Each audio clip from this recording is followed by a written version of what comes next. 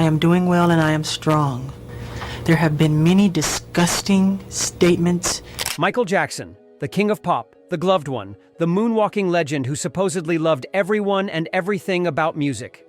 But what if I told you that behind that sparkling glove and that million-dollar smile, MJ harbored some serious grudges against fellow musicians?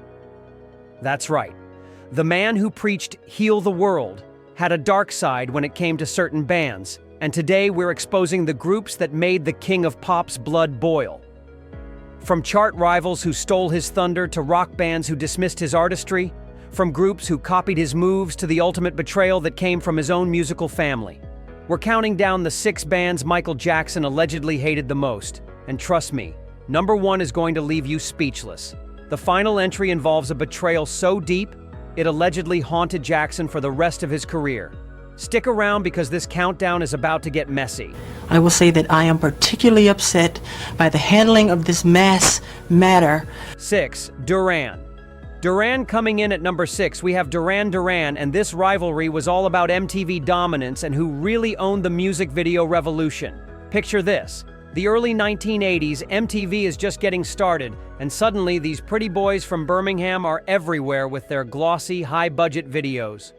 Meanwhile, Jackson is working on Thriller, convinced he's about to change music videos forever.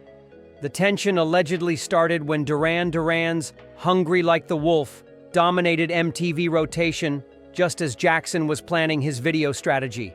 Industry insiders claim Jackson felt these fashion models playing instruments were cheapening what music videos could accomplish artistically. But here's where it gets juicy. Jackson reportedly told his team that Duran Duran represented everything wrong with the new music industry: style over substance, looks over talent, and marketing over musicianship. He allegedly called them MTV's pretty mistake during a heated studio session. The rivalry intensified when both Jackson and Duran Duran were competing for the same video directors and budgets. Jackson was supposedly frustrated that record labels were throwing money at what he considered amateur hour productions, while his own cinematic visions required serious negotiations. Sources close to Jackson claim he was particularly annoyed by Simon Le Bon's vocal style, calling it karaoke over synthesizers. The king of pop allegedly believed Duran Duran's success proved that MTV cared more about attractive faces than actual musical ability. The irony? Both acts were actually revolutionizing music videos, just in completely different ways. 5. Culture Club. At number 5, we have Culture Club, and this feud was pure ego warfare disguised as artistic differences. The bad blood allegedly started when Boy George began getting compared to Jackson for his flamboyant style and theatrical performances. Jackson, who had built his career on being unique and otherworldly, reportedly didn't appreciate sharing the spotlight with what he called a drag queen with a backing band.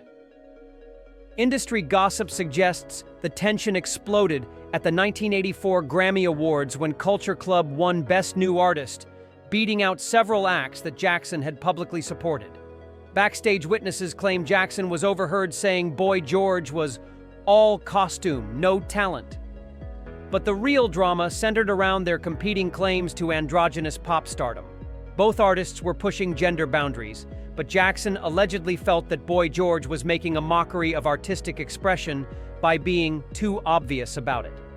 The most damaging alleged quote came from a Rolling Stone interview where Jackson supposedly said Culture Club represented everything shallow about 80s music, fake rebellion for people who want to feel edgy without actually challenging anything. Sources close to Jackson's camp claim he was particularly irritated by Karma Chameleon, calling it nursery rhyme nonsense that somehow became a hit. He reportedly told his producers that Culture Club's success proved the music industry had lost its mind. The rivalry was intensified by their competing fan bases and media coverage that constantly compared their styles, their success, and their influence on pop culture. Number 4, Wham! Number 4 brings us to Wham! And this rivalry was about everything Jackson feared about the future of pop music. The tension allegedly started when George Michael and Andrew Ridgeley burst onto the scene with their carefree, fun-loving approach to pop music. Jackson, who took his artistry extremely seriously, reportedly saw Wham as music for people who don't really like music. Industry insiders claim Jackson was particularly annoyed by Wham's massive success with what he considered throwaway songs.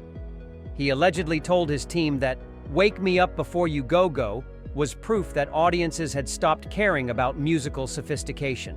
But here's where it gets personal. Jackson was supposedly threatened by George Michael's vocal ability and natural charisma. Sources close to Jackson claim he once said Michael was wasting real talent on cartoon music, a comment that revealed his own insecurity about being taken seriously as a vocalist.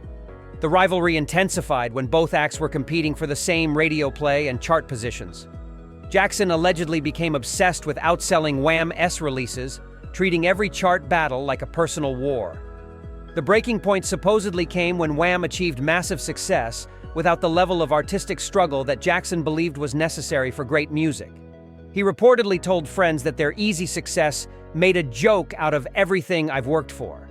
Jackson's alleged resentment toward Wham represented his deeper fear that pop music was becoming too simplistic and that audiences were losing appreciation for true artistry and innovation. 3. Prince. At number 3, we have Prince, and this is the rivalry that defined an entire era of pop music competition. Everyone knows about the Jackson versus Prince feud, but the depth of their mutual hatred was allegedly much more intense than the public ever realized. This wasn't just professional competition. This was personal warfare disguised as artistic rivalry. The bad blood supposedly started in the late 1970s when both artists were being groomed as the next big thing. Industry executives were constantly comparing them, and both Jackson and Prince reportedly hated being measured against each other.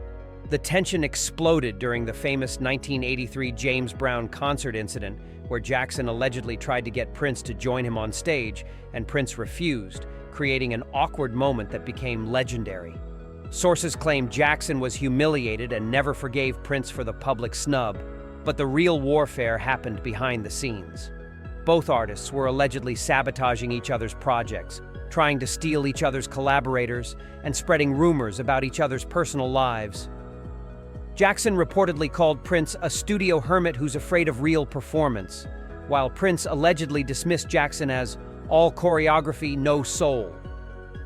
The rivalry reached its peak during the Purple Rain versus Thriller era, when both albums were dominating charts simultaneously. Industry insiders claim both artists were obsessed with outselling each other, turning every chart position into a personal victory or defeat. What made this feud particularly bitter was their similarities. Both were perfectionists, both were control freaks, and both believed they were the true king of pop music. Number 2, the Jacksons. At number 2, we have the Jacksons. Yes, his own brothers. And this betrayal cut deeper than any professional rivalry ever could. After Jackson's solo success with Off the Wall and Thriller, his relationships with his brothers allegedly became incredibly strained. The group that had made him famous was now seen as holding him back from his artistic vision. The tension reportedly started when Jackson wanted to pursue more sophisticated, adult-oriented music, while his brothers wanted to stick with the formula that had made them successful. Industry sources claim Jackson felt like his brothers were trying to keep me in a cage I'd already escaped from. But the real drama centered around money and control. As Jackson's solo career exploded, his brothers allegedly became resentful of his success and demanded a larger share of his earnings. Sources close to the family claim Jackson was quoted as saying his brothers want to profit from my work without doing any of the work. The breaking point supposedly came during the Victory Tour negotiations when Jackson felt his brothers were exploiting his fame for their own financial gain. He reportedly told friends that working with the Jacksons had become like being held hostage by my own family. The most damaging aspect of this feud was how it affected Jackson's relationship with his musical roots. He allegedly felt that his brothers were trying to drag him back to a sound and image he had outgrown, preventing him from achieving his full artistic potential. Industry insiders claim Jackson's resentment toward his brothers lasted for years, affecting his willingness to collaborate with family members and contributing to his increasingly isolated creative process. 1. The Beatles. But the band Michael Jackson hated most wasn't a contemporary rival or even his own family. It was the Beatles, and this hatred was rooted in the most expensive betrayal in music history. Here's the shocking truth. Jackson didn't originally hate the Beatles. He actually loved them. But when Paul McCartney, who had become Jackson's friend and collaborator, outbid him for the Beatles' publishing catalog in 1985, everything changed. Jackson had been advised to invest in music publishing and had set his sights on the Beatles' catalog, worth millions in royalties. But when the bidding war began, McCartney, who had actually given Jackson the idea to buy publishing rights, swooped in and bought his own band's catalog, leaving Jackson feeling completely betrayed. The hatred that followed was allegedly intense and personal. Jackson reportedly told friends that the Beatles represented everything wrong with the music industry, artists who got rich and forgot where they came from. He was particularly bitter about what he saw as their hypocrisy in preaching love and peace while engaging in cutthroat business practices. But the real poison came from his relationship with McCartney. Jackson allegedly felt that Paul had used their friendship to manipulate him, getting close enough to learn his business strategies and then using that knowledge against him. Sources claim Jackson said McCartney smiled in my face while stabbing me in the back. The psychological impact was devastating. Jackson reportedly became paranoid about trusting other musicians, convinced that everyone was trying to exploit him financially. His hatred of the Beatles became symbolic of his broader distrust of the music industry establishment. This wasn't just about money. It was about betrayal, manipulation, and the realization that even his musical heroes were capable of destroying him. So there you have it. Michael Jackson's genius came with serious grudges and devastating betrayals. The king of pop fought battles on every front, from MTV Pretty Boys to his own family. Which feud shocked you most? Drop your thoughts in the comments and don't forget to subscribe for more music industry drama.